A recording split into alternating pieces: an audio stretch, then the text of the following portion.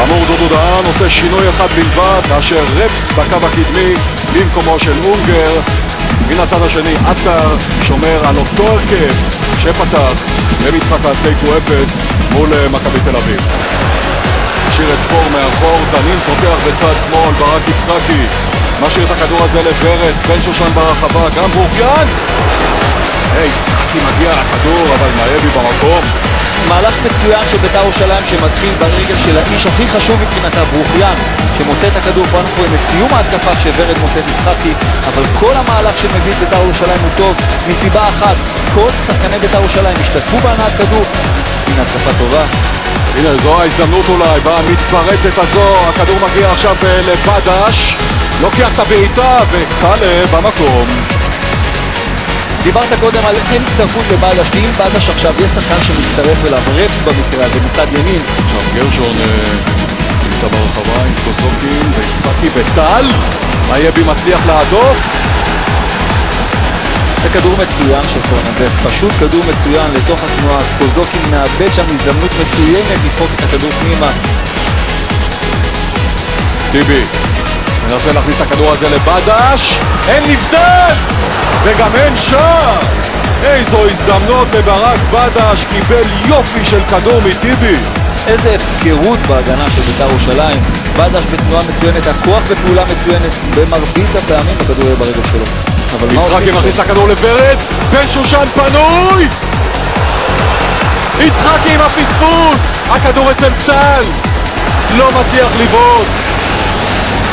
עכשיו קוזוקין, זהו ברוכיאן עם עוד כדור לתוך הרחבה, יצחקי לא מצליח להגיע, והנה חיכינו להזדמנות הראשונה הטובה של בית"ר, וההזדמנות הזו באה בהתקפה האחרונה. הכדור נראה שהכדור יותר הולך לכיוון היד, אני גם לא בטוח שפוגע ב100% עם היד, יכול להיות קצת בטן, קצת יד. עכשיו פרק, ואיזה שער ענק של ברוכיאן, 1-0 בית"ר ירושלים. אנחנו בדקה ה-26, הנה אוהדי בית"ר יכולים להירגע. בית"ר עולה ליתרון בחצי הגמר, קורנפיין מרשה לעצמו חיוך גדול.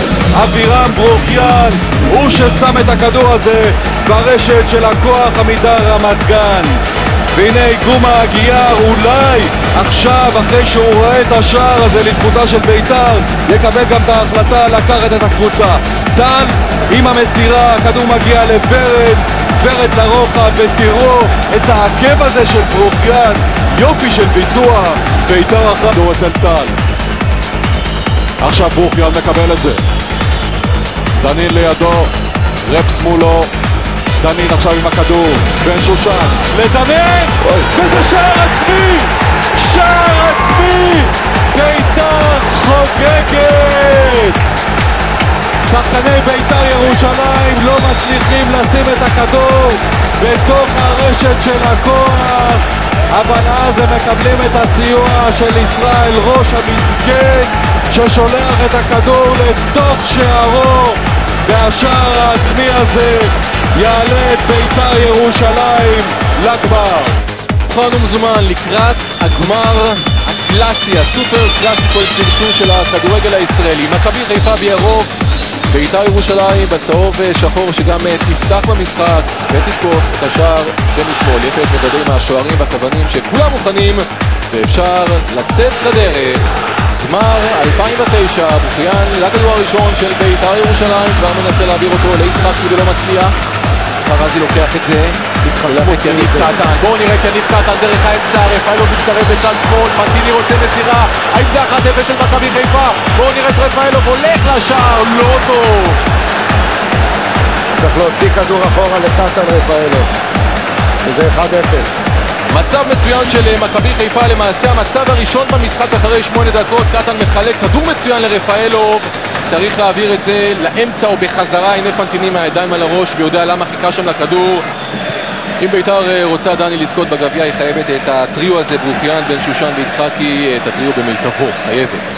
טל שולח את הכדור הזה קדימה, הנה עכשיו בן שושן הולך לשער, הכדור בחוץ, קרן, איזה מזל לדוידוביץ'. איזו טעות לא אופיינית של דוידוביץ', וכמעט 1-0 לבית"ר ירושלים. בן שושן יורה כדור שדוידוביץ' חייב לקחת בלי יותר מדי בעיות. לפעמים מאבדת בזה, יכול להיות מסוכן עכשיו אם בית"ר תעשה את ההתקפה שלה יותר מהר קצת. כדור הולך ליצחקי, קרופניק איתו. קריסטיאן אלוורז נכנס לתוך הרחבה, הנה טל יכול לבעוט, חייב לבעוט, מקפיץ את זה ושער! 1-0 לבית"ר ירושלים. אלוורז עולה למעלה ושם את הכדור הזה ברשת של דוידוביץ'. מה, כשדיברנו בהתחלה על העליות התכופות רז להתקפה, 10 שניות שער, אמרתי אלוורז עולה למעלה. אתה רואה? דיברנו על העניין של אלוורז, מה המשמעות של אלוורז בבית"ר ירושלים. קרן קצרה, עובר שם את כולם, האם זה השער של גולסה? לא. טל מצליח לרדת לכדור הזה. יותר מדי בקלות מגיעים שחקני מכבי חיפה שם על יד קאלה.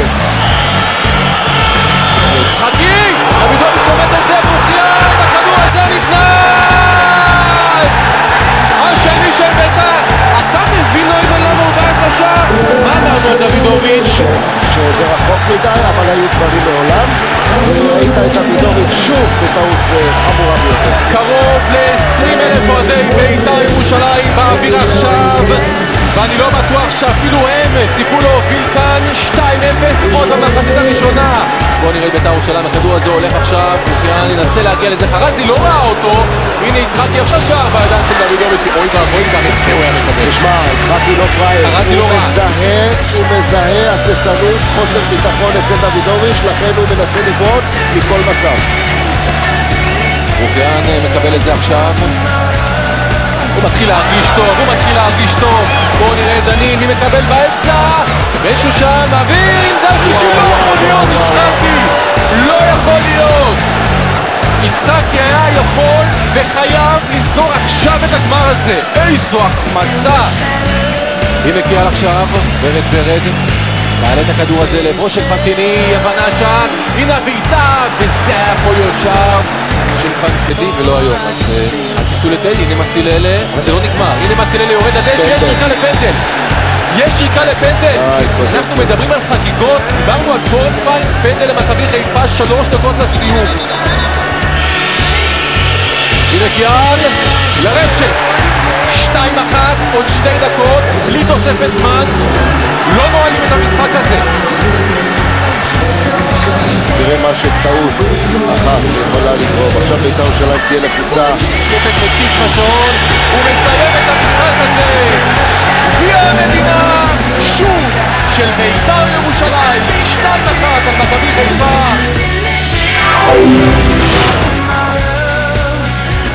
בית"ר ירושלים זוכה בגביע בפעם השביעית בתולדותיה. אני חושב שהניצחון של בית"ר מוצדק לאור המחצית הראשונה המצוינת של רובן עטר והחניכים, במיוחד מהדקה 20 עד הדקה 45, 25 דקות של קונצרט של כדורגל עם 2 שערים יפים כשלעצמם. נכון, במחצית השנייה בית"ר ירושלים כמעט ולא נראתה על המגרש, אבל גם מכבי חיפה לא הייתה בשיאה.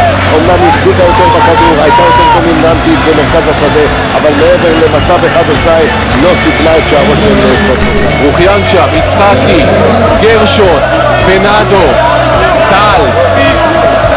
זאת תהיה הנפה משותפת, קבוצתית של בית"ר ירושלים.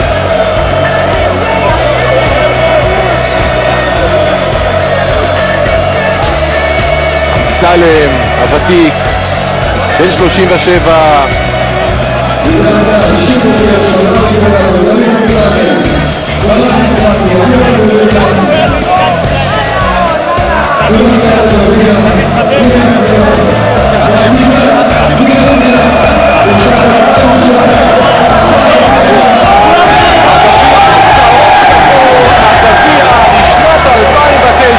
הפעם השנייה ברציפות של בית"ר ירושלים.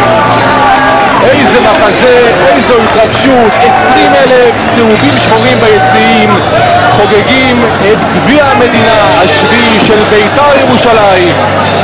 76, 79, 85, 86, 89, 2008 ו-2009, והנה הזיקוקים והחגיגות של בית"ר ירושלים. ואם בית"ר בעונה כזאת מצליחה לסיים עם תואר, אז באמת כל הכבוד לה ולראובן עטר. אני אומר את זה בפעם המיליון, ראובן עטר שידר הרבה שקט, הרבה רוגע, צנוע, ידע לעשות את העבודה בשקט, והביא למכבי חיפה. אני אומר, אתה מבין מה זה? כן, טוב, תשמע, טוב, ראובן עטר זה מכבי חיפה, אבל ראובן עטר הפעם בית"רי לכל הדעות. אני חושב שהרבה מאוד מחמאות מגיעות לראובן עטר על השקט הנפשי, על המסירות שלו, על הדבקות, על הניסיונות לשלב שחקנים צעירים בעבודה הזו.